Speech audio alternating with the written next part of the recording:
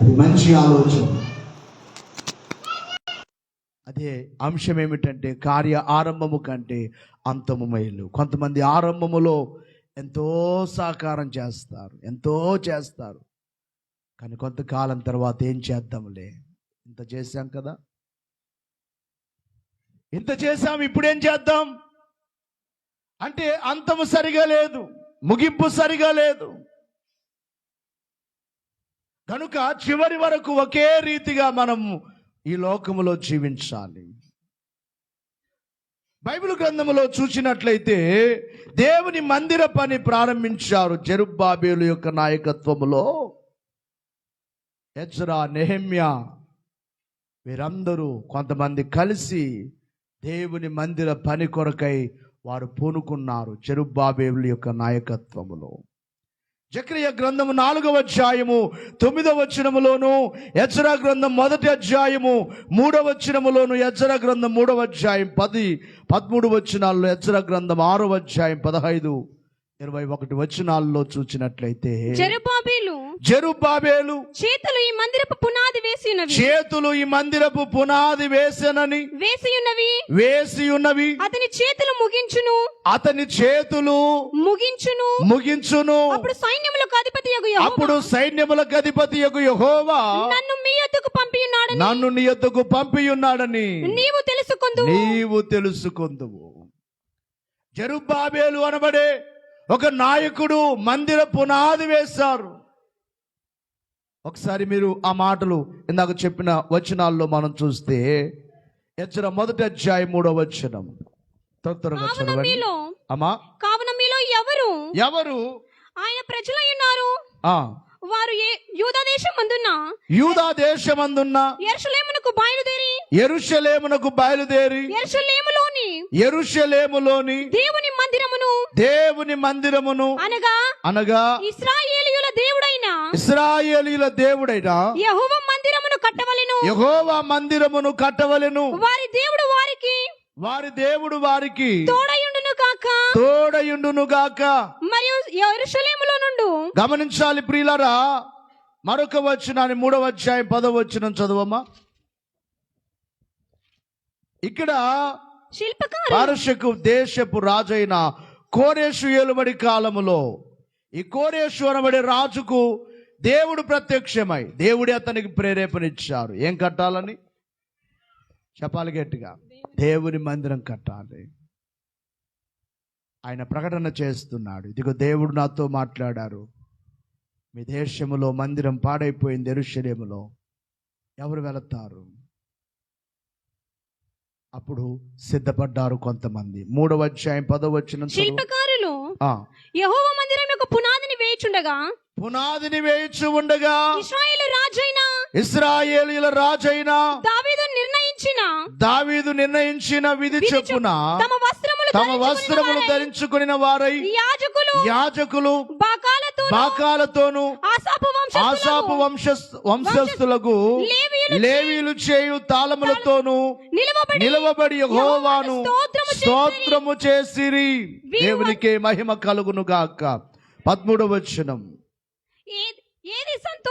ఏది సంతోష శబ్దమో ఏది దుఃఖ శబ్దమో జనులు తెలుసుకోలేకపోయిరి. జనులు గొప్ప ధ్వని చేసినందున ఆ శబ్దము బహుదూరము వినబడెను. పాడైపోయిన మందిరం మరలా కడుతున్నారంటే కొంతమందికి దుఃఖం వచ్చేస్తుంది. మా దేవుని మందిరం పడిపోయింది, ఇప్పుడు మా దేవుని మందిరం కట్టబడుతుంది. ఆ భారం వారిలో కనబడుతుంది. కొంతమంది ఏడుస్తున్నారు, కొంతమంది సంతోషముతో బాకాలు ఊదుతున్నారు, మందిరం కట్టడం సంతోషమని. మరి కొంతమంది పడిపోయింది మరలా తిరిగి కట్టబడుతుందన్న సంతోషము. జాగ్రత్తగా వినాలి. దాదాపుగా ఒక 5 నెలల కాలం బూదాల మందిర పని జరిగింది. ఆ మందిరం దగ్గర నేను చాలాసార్లు కన్నీళ్ళు, ఆ మందిరం పడగొట్టేటప్పుడు అలాగున కన్నీళ్ళు వచ్చేసేవి. ఎంత అందంగా కట్టిన మందిరం మా చేతులతోనే పడగొట్టేస్తున్నామా అని. పైన స్లాబ్ లేదు, ఆ సీట్లు తీసేసి పైన కట్టిన గోడలన్నీ తీస్తుంటే ఎంతో దుఃఖం. మరలా తిరిగి కట్టేటప్పుడు అది అందముగా సుందరముగా తయారైపోతుంటే అప్పుడు కూడా కన్నీళ్ళే. ఇక్కడ యెరూషలేము మందిరము కడుతుంటే ఆ పునాది వేయిచు ఉంటే ప్రజలందరూ కేకలు వేస్తున్నారు, కొంతమంది ఏడుస్తున్నారు, కొంతమంది సంతోషముగా ఉన్నారు. ఏది దుఃఖ శబ్దమో ఏది సంతోష శబ్దమో తెలియని పరిస్థితుల్లో ఆ మందిర పునాది వేయబడింది. అయితే ఆ మందిర పని ముగింపును కూడా మనం 6వ అధ్యాయం 15వ వచనంలో చూస్తే, 6వ అధ్యాయం 15వ వచనం, దర్యావేషు ఏలుబడియందు 6వ సంవత్సరము అదారు నెల 3వ నాటికి మందిరము సమాప్తి చేయబడెను. చప్పలు కొడదాం. దేవునికి మహిమ కలుగును గాక. వారు మందిరం ప్రారంభించారు. మందిరాన్ని ఏం చేశారు? గట్టిగా చెప్పాలి, ముగించారు. కార్య ఆరంభము కంటే కార్యాంతము మేలు. ఏదైనా ఆరంభించడం గొప్ప కాదు, ముగించడము గొప్ప. కనుక దేవుని యొక్క విశ్వాసులారా, నీ జీవితంలో నీవేం చేయగలవు అది చేయడానికి పూనుకో. అక్కడ మందిరం కట్టిన తర్వాత ఇక్కడ కూడా మందిరం కడదాం అని మన కుమారులైన వారు అంటున్నారు. కొంతకాలం ఇది బాగుంది, దీన్ని వెంటనే పడగొట్టాల్సిన అవసరత లేదు, కడదాం ఇక్కడ కూడా. ఇక్కడ నాకు ఉన్నది ఆశ ఏంటంటే కింద ఫంక్షన్ హాల్, కింద ఒక హాల్. మన సంఘ బిడ్డలు ఎవరు పెళ్లిళ్ళు చేసుకున్నా బాడిగలు వద్దు. మీ పిల్లలందరూ పెద్దవారు అవుతారు, పిల్లలందరి వివాహాలు ఎక్కడ జరగాలి? ఈ స్థలంలోనే జరగాలి. కింద పిల్లర్స్ లేపి ఒక హాల్, పైన మందిరం. చెప్పలు కొడదాం. అప్పటికి ఇదంతా కూడా చుట్టంతా కూడా ఇల్లు అయిపోతాయి కాబట్టి డిస్టర్బ్ లేకుండా సౌండ్ లోపలే ఉండేటట్లుగా సౌండ్ లెస్ ఆ విధానంతో కడదాం. బయటికి వెళ్లకుండా, మైక్ శబ్దం బయటికి వెళ్లకుండా. ఈ ఆలోచన ఉన్నది, మనస్సులో ఉన్నది. దేవుడు నెరవేరుస్తారా నెరవేర్చరా? మాట్లాడట్లేదు మీరు. నేను ఒకరినే కడతానని చెప్పట్లేదమ్మా. అయ్యా, మనందరం కలిస్తేనే జెరుబ్బాబేలు నాయకత్వములు అంటే జెరుబ్బాబేలు కడదామనగా అనేక మంది వచ్చేసారు. మేము కడతాం, మేము వచ్చేస్తాం, మేము వచ్చేస్తాం, మేము వచ్చేస్తాం, మేము కడతాం. కనుక దేవుని యొక్క మందిర పని, ఆ పని ప్రారంభించడం చాలా గొప్ప, దాని ముగింపు.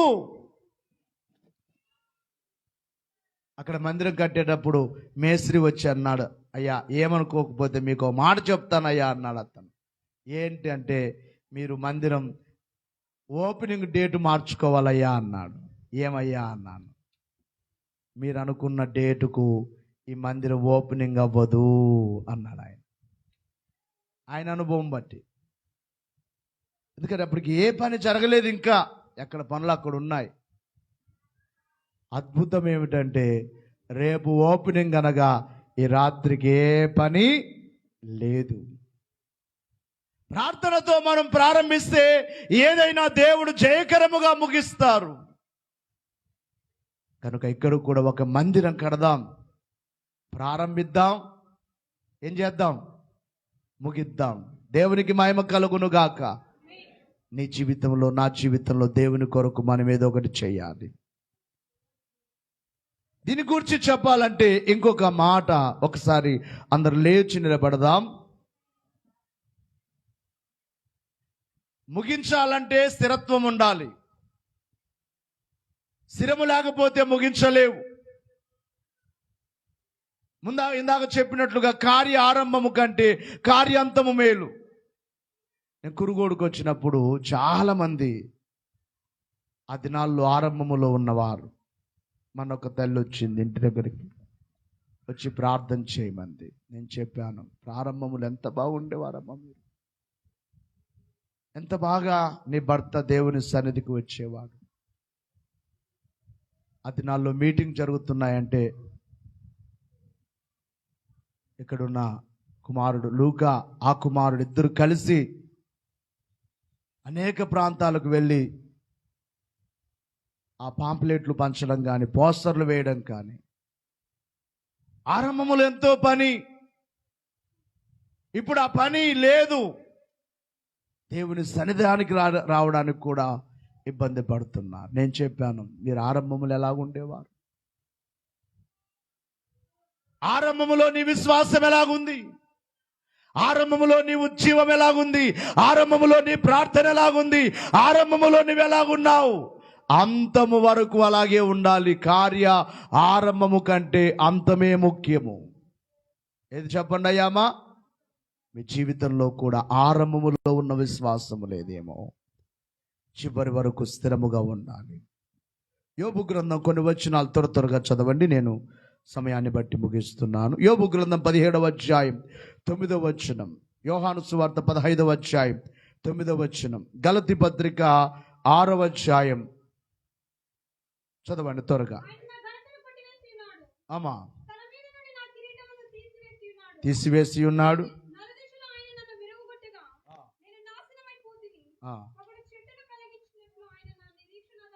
17:9 చదువుతున్నామా?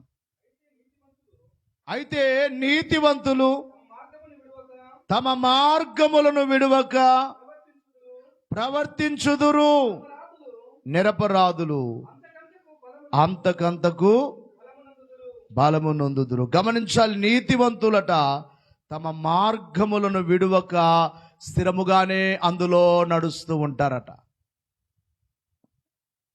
అంటే చివరి వరకు, ఆరంభములో అడుగు పెట్టారు, అంతం వరకు ఏం చేస్తున్నారు చెప్పండి? అదే మార్గం. ఎంతమంది ఈ రోజున అదే మార్గములో వెళుచున్నారు? కనబడట్లేదు చాలా మందిలో. నాకు అది ఆరంభములో ఉన్న ఆ శక్తి, ఆరంభములో ఉన్న విశ్వాసం, ఆరంభములో ఉన్నది కనబడట్లేదు. మరి కొంతమంది మందిరం దూరం అయిపోయింది, అంత దూరం నడిచి రావాలంటున్నారు. నేను ఈ వారం గుర్తు చేసుకున్నాను. మేము బూదాల్లో ఉండేవారం. చర్చ్ ఎక్కడా? గోడే హాల్లో. ఒక భుజానికి బ్యాగు, ఒక చేతిలో చిట్టమ్మ, ఒక చేతిలో బుజ్జమ్మ. ఈడేమో పాస్టమ్మ కడుపులో ఉండేవాడు. ఈ ఆమె మోసకి సరిపోయేది. నాకు నా బైబిల్ బ్యాగు, ఇంకో చేతిలో చిట్టి, ఇంకో చేతిలో చిన్నుగాని పట్టుకొని 1 కిలోమీటర్కు పైగా నడిచి వెళ్తుంటే ఆ ఫ్యాక్టరీ దగ్గర ఉండే ఆయన అనేవాడు, ఆ ఆఫీసర్ అనేవాడు, సార్ ఏంటి సార్ ఆ చిన్న పాపను అలా నడిపిస్తున్నారు సార్, ఏం చేస్తావు? ఆ దినాల్లో బైకు కూడా లేదు, సైకిల్ కూడా లేదు. ఎన్నో దినాలు నడిచి వెళ్ళిన పరిస్థితులు, అవి తలంచుకుంటే కళ్ళంట కన్నీళ్ళు వచ్చేస్తాయి, బాధ వచ్చేస్తుంది. ఎలా గడిచిపోయాయి దినాలు.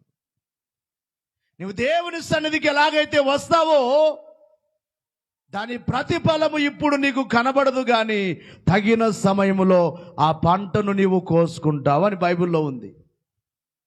వేసిన వెంటనే పంట రాదు. దేవుని కొరకు నువ్వు ఎంత పని చేస్తావో, దేవుని సన్నిధికి ఎంత ఆసక్తిగా వస్తావో. శుక్రవారం 24 మంది పేర్లు రాస్తాం, ఇంకా కొంతమంది రావట్లేదు. తప్పకుండా అందరూ రావాలి. ఎందుకు ఈ కార్యక్రమాలు అంటే, ఇంకా మనం దేవునిలో ముందుకు వెళ్ళాలి, ఆగిపోకూడదు. నీతివంతులు తమ మార్గములోనే చివరి వరకు వెళ్ళాలి, మార్గము తప్పకూడదు. యోహాను సువార్త 15వ అధ్యాయం 9వ వచనం చదవమ్మా. తండ్రి నన్ను ఎలాగు ప్రేమించెనో నేనును మిమ్మును అలాగున ప్రేమించుచున్నాను. నా ప్రేమ యందు మీరు నిలిచియుండుడి. నేను నా తండ్రి ఆజ్ఞను గైకొని ఆయన ప్రేమ యందు నిలిచి ఉన్న ప్రకారం మీరును నా ఆజ్ఞలను గైకొని ఎడలా నా ప్రేమ యందు నిలిచియుందురు. ప్రభు అంటున్నారు, తండ్రి నన్ను ఎలాగైతే ప్రేమించాడో, తండ్రి నేను ఎలాగైతే ప్రేమిస్తున్నానో, తండ్రి ప్రేమలో నేను ఎలాగైతే నిలబడి ఉన్నానో మీరు నా ప్రేమలో ఉండాలి, నా ప్రేమకు దూరం కాకూడదు. కొంతమంది క్రీస్తు ప్రేమకు దూరం అయిపోతున్నారు, తప్పిపోతున్నారు, కడవరకు క్రీస్తు ప్రేమలో ఉండట్లేదు. నా ప్రేమలో మీరు నిలబడండి అంటే క్రీస్తు ప్రేమలో మార్పు లేదు. ఆ రోజున సిలువలో ఎలాగో ప్రేమించాడో నేటి వరకు ఆయన ప్రేమ అలాగే ఉంది, నీ మీద, నా మీద, మన మీద. కానీ నీ ప్రేమలో మార్పు వస్తుంది. అది నీ కుటుంబంలో కావచ్చు. ఆరంభంలో నీ భర్తను ప్రేమించినట్లుగా ఇప్పుడు నీవు ప్రేమిస్తున్నావా? ఒకవేళ నీ భర్త సంపాదించలేదనుకో, నీ భర్త ఏదైనా పొరపాటుగా అప్పులు చేస్తాడనుకో, ఏమంటారు మహాతల్లులు? ఏం పెట్టావు నువ్వు? అంత అప్పులు చేసి పెట్టావు, అంత అప్పులు చేసి పెట్టావు, ఎన్నెన్నో మాటలు. ఎందుకు జరిగిందో? కొన్నిసార్లు నష్టాలు, కష్టాలు వస్తాయి. మేము కారు అమ్మి 2 లక్షలు అప్పు అయిపోయాం. ఎవరికి చెప్పుకోవాలి? తప్పు మాదే, నాదే తప్పు. అసలు అప్పే అయినది 5 లక్షల అప్పు ఉండేది, మరలా దగ్గర దగ్గర 10 లక్షల అప్పు అయింది. మన మందిరానికి ఒక 2 లక్షలు, కారుది అంత కలిపితే. అందుకే ఒక్కోసారి అనిపిస్తుంది, ఎవరైనా ఒకే చోట ఇస్తే ఒకే చోట కట్టుకుంటూ వెళ్ళిపోవచ్చు అనిపిస్తుంది. అక్కడింత కట్టడానికి ఇబ్బంది అయిపోతుంది. ఏ వారం వచ్చేది ఆ వారం అలాగనైపోతుంది. నిన్న వారం ఎవరో పేరు చెప్పకుండా ఒక 5,000 వేసుకున్నారు. ఆ సొమ్ము వెంటనే తీసి మనం కట్టవలసిన చోట కట్టేయడం జరిగింది. పేరు చెప్పలేదు, ఎవరో ఒక 5,000 వేసుకున్నారు. కనుక ప్రియులారా, ఏదైనా సమస్యలు కావచ్చు, ఆ సమయంలో ఒకరికొకరు పురికొలుపుకొని ముందుకు వెళ్ళాలి. కానీ ప్రేమలు తగ్గకూడదు కుటుంబాల్లో. ఈ రోజున ప్రేమలు లేవు. అందుకే ప్రభు అంటున్నారు, ప్రేమ యందు నిలిచి ఉండండి. ఎంతవరకు నిలబడండి ప్రేమలో? చెప్పండమ్మా. క్రీస్తు ప్రేమలో ఎంతవరకు నిలబడదాం? చివరి వరకు, లాస్ట్ వరకు. మరొక మాటను చూచినట్లయితే గలతీ పత్రిక 6వ అధ్యాయం 6, ఒకసారి 9 చదువమా. మనము మేలు చేయుటయందు విసుగక యుందుము, మనము అలయక మేలు చేసితిమేని తగిన కాలమందు పంట కోస్తామట. నువ్వు మేలు చేస్తున్నావు, బాగా వినాలి. మేలు చేయుట యందు ఏం కాకూడదట? విసుగక మేలు చేయాలి, అలసిపోకుండా మేలు చేయాలి. అర్థమవుతుందా? నువ్వు మేలు చేస్తున్నావు. మేలు అంటే అది దేవుని కొరకు చేస్తున్నావా, దేవుని సేవ కొరకు చేస్తున్నావా, మందిరం కొరకు చేస్తున్నావా, ఇక దేనికైనా చేస్తున్నావా? ఆ చేసే దాంట్లో విసుగు లేకుండా చేయాలి, అలసిపోకుండా చేయాలట. ఎలా చేయాలి చెప్పండి? ఎప్పుడు అలసిపోతారు? ఇంతకాలం చేశామన్నప్పుడు అలసిపోతారు. ఇంత చేశామని ఇంకేం చేద్దాం అనుకున్నప్పుడు అలసిపోతారు. కాబట్టి మేలు చేయుట యందు విసుగక అలసిపోక చేస్తే, ఇక్కడ వాగ్దానం ఇస్తున్నాడు దేవుడు ఏంటంటే తగిన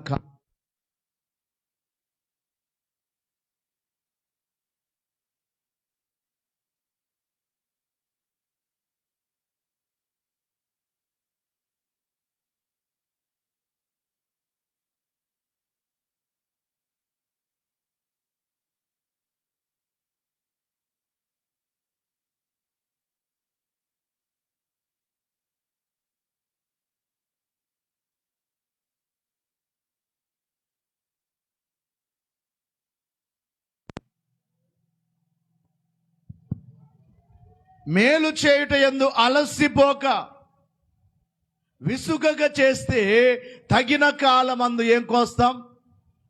చెప్పండి గట్టిగా. పంట అంటే ఆశీర్వాదాలు కోసుకుంటారు. విసుక్కోకుండా చేయండి. ఏది చేసినా, దేవుని పని చేసినా, దేవుని కానుకిచ్చినా.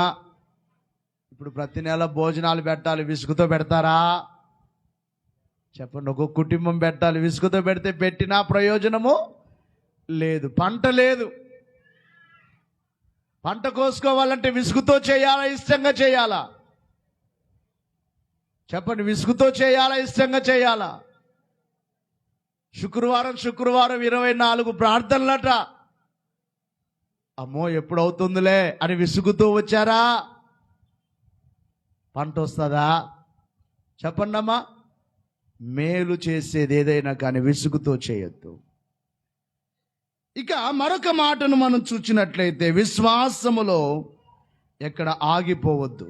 ఎబ్రీ పత్రిక 12వ అధ్యాయం మొదటి 2 వచనాలు, ఎంత గొప్ప సాక్షి సమూహము మేఘము వలె మనల్ని ఆవరించి ఉండగా మనము కూడా ప్రతి పాపమును సులువుగా చిక్కుల పెట్టు పాపమును విడిచిపెట్టి విశ్వాసమునకు కర్తయు దానిని కొనసాగించువాడునైనా యేసు వైపు చూచుచు మన ఎదుట ఉంచబడిన పందెములో ఓపికతో పరిగెత్తుదము.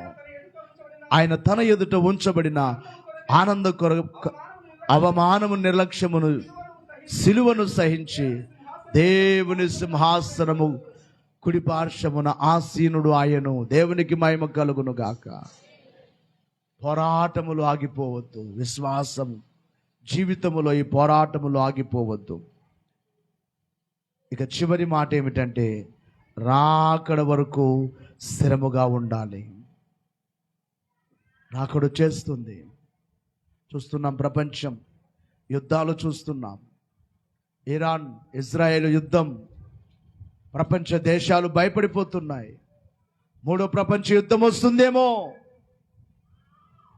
అలాగుననే దుబాయ్, ఒక చిన్న స్వర్గముగా ఉండే దుబాయ్ వరదల చేత అదలాకుతలమైపోయింది. మరొక దేశంలో భయంకరంగా వరదలు వచ్చి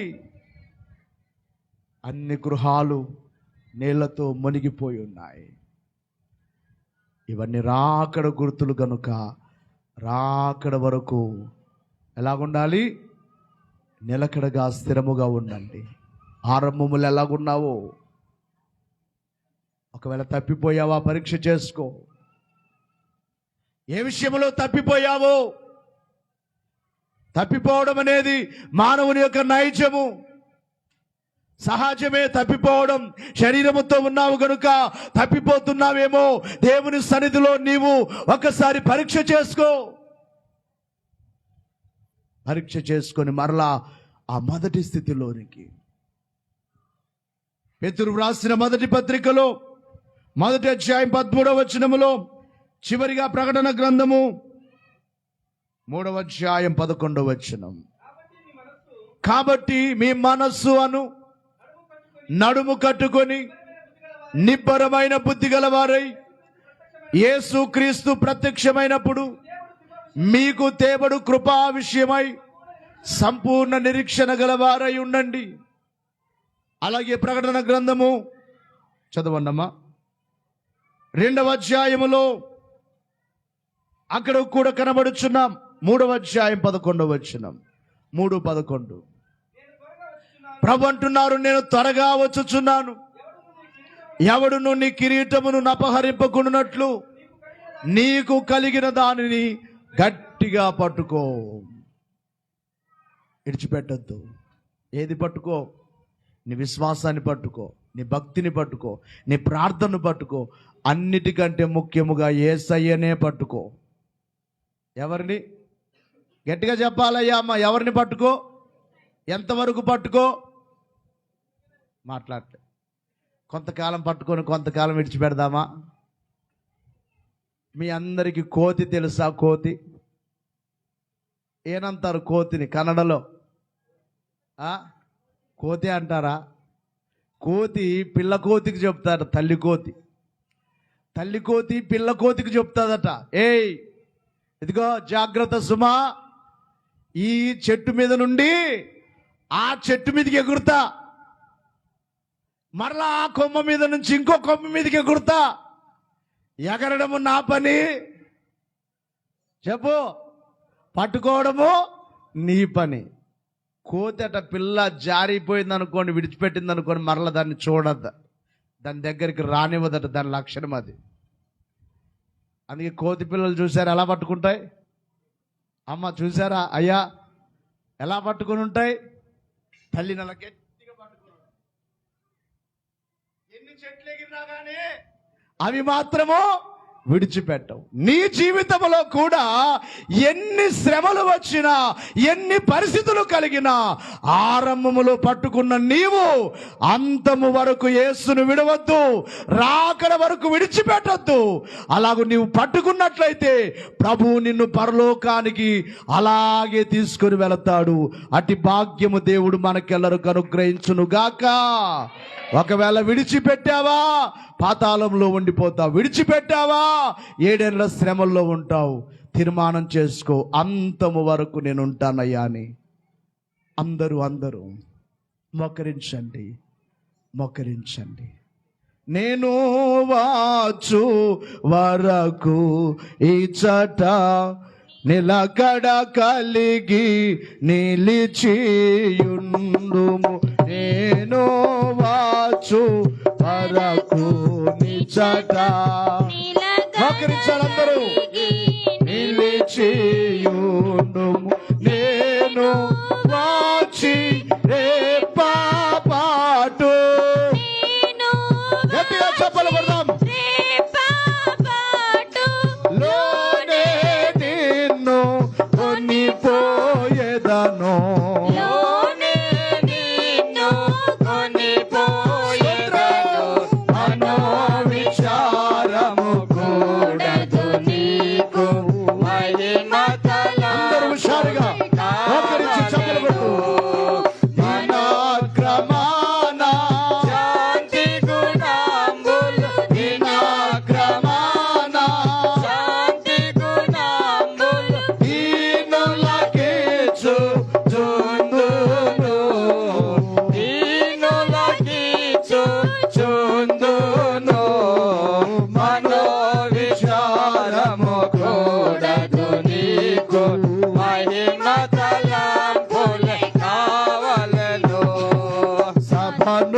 ప్రాణముతో కొనిపోవు సమయము శీఘ్రము కావచ్చు. సభను ప్రాణముతో కొనిపోవు సమయము శీఘ్రము కావచ్చు. శుభవచనమిదియే నా సభకని, శుభవచనమిదియే నా సభకని సులువుగా బోధి భగవచ్చు, సులువుగా బోధి భగవచ్చు. మనో విచారము చప్పలు కొడుతూ అందరూ నన్ను నీ మహిమతో నింపివేయునైనా.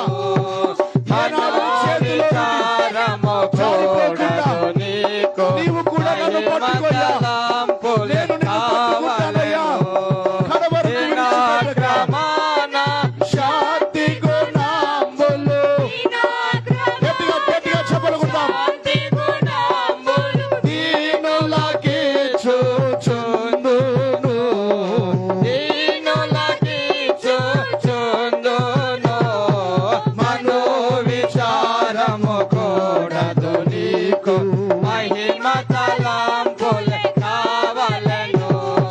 నేను వాచు వరకు ఇచ్చట నిలకడ కలిగి నిలచి, నేను వాచు వరకు నీ వచ్చేంత వరకు, నీ రాకడ వచ్చేంత వరకు నిలిచియుండును. నేను వాచు వరకు ఇచ్చట నిలకడ కలిగి నిలిచియుండును. నేను వాచి రేపాపాటు, నేను వాచి రేపాపాటు లోనే నిన్ను కొనిపోయేదను, లోనే నిన్ను కొనిపోయేదను. మనో విచారము కూడదు నీకు, మహిమ తలంపులే కావలెను. మనో విచారము కూడదు నీకు, మహిమ తలంపులే కావలెను. దినాక్రమాన శాంతి గుణాంబులు, దినాక్రమాన శాంతి గుణాంబులు దేవుడే చూచుండును.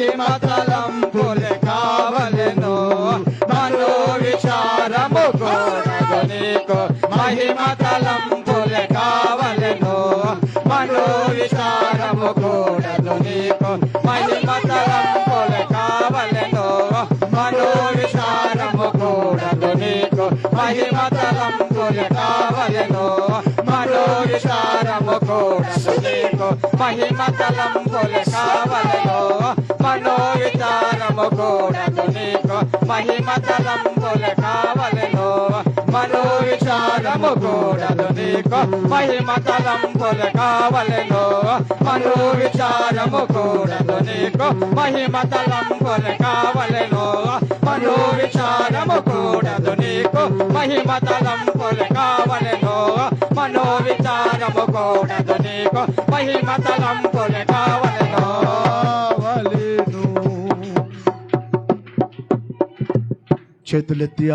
చేతులెత్తి అందరూ హుషారుగా దేవుని సన్నిధి మన మధ్యలో ఉన్నది. పరిశుద్ధాత్మ మన